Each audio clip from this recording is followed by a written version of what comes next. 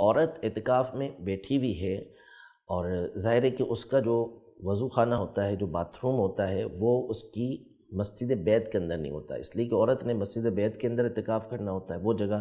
جو اس نے نماز کے لیے مقرر کی ہوئی ہوتی ہے، اس میں اس نے اعتکاف کرنا ہوتا ہے، اور اس کے لیے جو باتھ روم ہوتا ہے جہاں اس نے اپنے حاجت کو پورا کرنا ہے، وہ مسجد کی حد سے باہر ہوتا ہے، تو لہذا وہاں پر وہ بلا ضرورت تو نہیں جا سکتی، ضرورت کے تحت ہی جائے گی۔ ضرورت جیسے اپنی حاجتوں کو اس نے پورا کرنا ہے، پیشاب وغیرہ کے لیے جانا ہے۔ اسی طرح اگر اس کا وضو نہیں ہے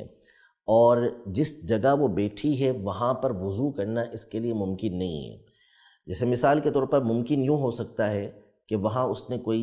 ٹنکی وغیرہ رکھ لی، کوئی کولر رکھ لیا، نیچے کوئی اس نے برتن رکھ لیا جس میں وہ آسانی کے ساتھ وضو کر سکتی ہے، تو اس کے لیے حکم یہی ہوگا کہ وہ وضو یہیں کرے گی، چاہے وہ فرض نماز ہو چاہے وہ نفل نماز ہو، ادھر ہی وضو کرے، وہ وضو کرنے کے لیے نہیں جائے گی۔ لیکن اگر ایسا ممکن نہیں، جیسا کہ بہت سارے ہمارے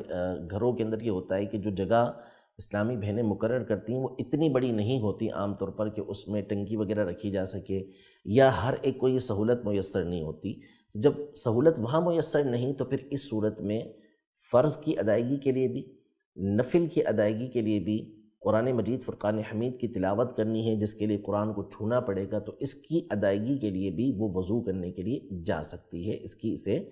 اجازت ہے۔ یعنی اب جو وہ نفل کے لیے وضو کرنے کے لیے جائے گی یا قرآن مجید فرقان حمید کے چھونے کے لیے وضو کرنے کے لیے جائے گی، تو یہ فرض وضو ہی کے حکم کے اندر ہوگا، یہ فرض ہی ادا کر رہی ہوگی۔ تو یوں یہ نفل ادا کرنے کے لیے قرآن مجید فرقان حمید کی تلاوت کے لیے، جبکہ اس جگہ پر وضو نہیں ہو سکتا تو وہ باتھ روم میں جا کر وضو کر سکتی ہے۔